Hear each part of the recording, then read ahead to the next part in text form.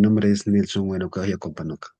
En esta oportunidad vamos a hablar sobre la reforma agraria y las consecuencias que trajo a nivel económica, política y social. Pero antes debemos saber que antes de la reforma agraria, el Perú vivía bajo un sistema de crueldad institucionalizada en el campo. Los gamonales no solo controlaban las tierras, sino también las vidas de los campesinos. Tenemos la reforma agraria fue profundamente beneficiaria porque destruyó el poder oligárquico que había dominado el Perú por siglos. Antes de 1969, los terratenientes no solo controlaban la tierra, sino también el aparato estatal. Eran dueños de jueces, autoridades locales e incluso influían en gobiernos nacionales.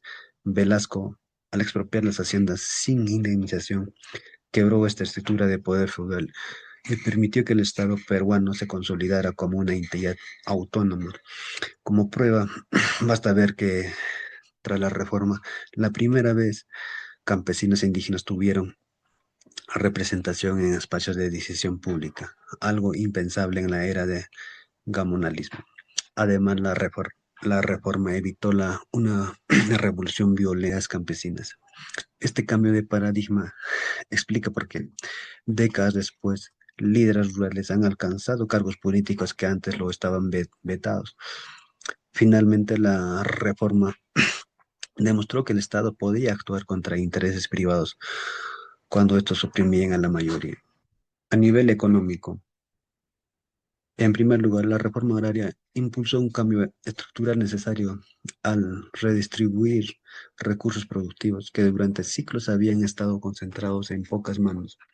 Antes de 1969, el modelo agroexportador peruano era ineficiente y excluyente, mientras que las haciendas costeñas generaban riquezas para una pequeña oligarquía. El 85% de los campesinos vivían en una pobreza sin acceso a mercados. Sin embargo, al expropiar latifundios y crear cooperativas, la reforma activó economías locales, lo que se evidenció en el incremento del consumo en zonas rurales.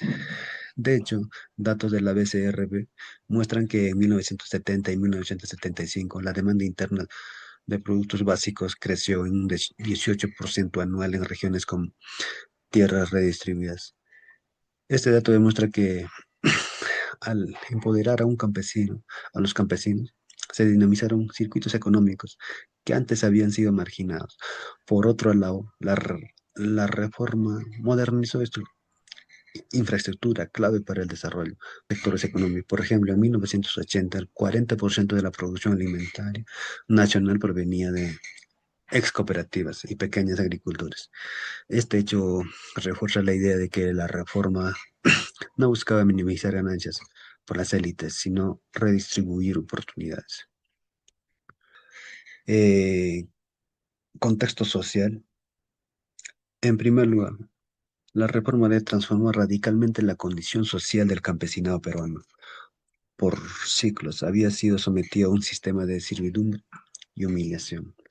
Antes de 1969, los trabajadores rurales eran tratados como siervos en las haciendas, sin derechos laborales ni acceso a educación. Sin embargo, al redistribuir las tierras y abolir prácticas como las tiendas de raya o derecho de la pernada, la reforma devolvió la dignidad a millones de peruanos. No solo se los reconoció como ciudadanos con derecho, sino que por primera vez pudieron decidir sus tierras y su futuro. Este cambio quedó grabado en consignas como ya no somos indios, somos peruanos, que resonaron en las comunidades andinas. Por otro lado, la reforma fortaleció la organización colectiva y la identidad campesina. Además, el Estado construyó escuelas, postas médicas en zonas rurales, reduciendo el analfabetismo del 60% al 40% en 10 años. Estos avances demostraron que la reforma fue más que económica, fue una reivindicación cultural. Finalmente, la reforma cambió para siempre las relaciones de poder en el campo. Aunque algunos critican que las cooperativas no fueron sostenibles, lo cierto es que el temor de los campesinos o a los hacendados desapareció. Ahora podían denunciar abusos, participar en asambleas y hasta ser elegidos autoridades locales. Por ello, aunque hubo limitaciones, el legado social de la reforma es innegable. Creó un Perú donde el campesino ya no trataría volver a ser invisible. En conclusión, en primer lugar, la reforma agraria de 1969 marcó un punto de inflexión en la historia peruana al romper las cadenas del gabonarismo y devolver la dignidad a millones de campesinos.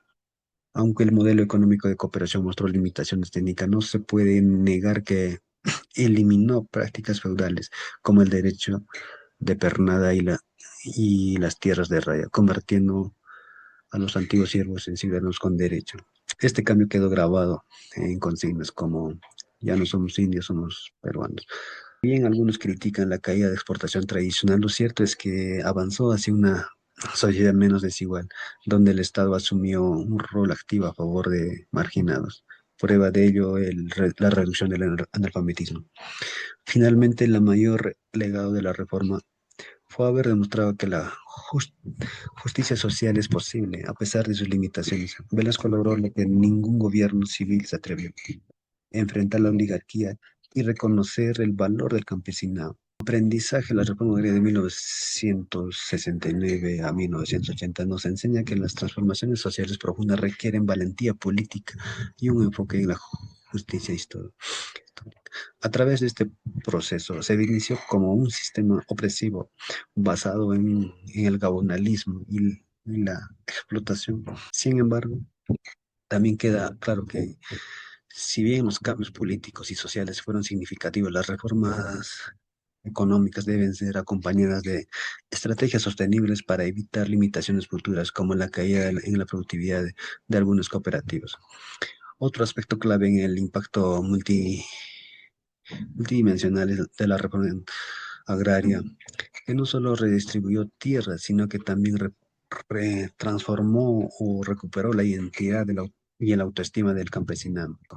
Este caso demuestra que las políticas públicas deben integrar dimensiones sociales, culturales y económicas para generar cambios duraderos, ya que la dignidad recuperada por los campesinos fue tan importante como la tierra recibida. Finalmente, la reforma agraria nos deja una lección de que el Estado puede ser un agente de cambio cuando actúa con determinación frente a estructuras de poder injusto. A pesar de las críticas, la reforma sentó bases para una sociedad más. En conclusión, este proceso histórico sigue siendo una referente para entender cómo la justicia social y la equidad pueden transformar un país. Muchas gracias.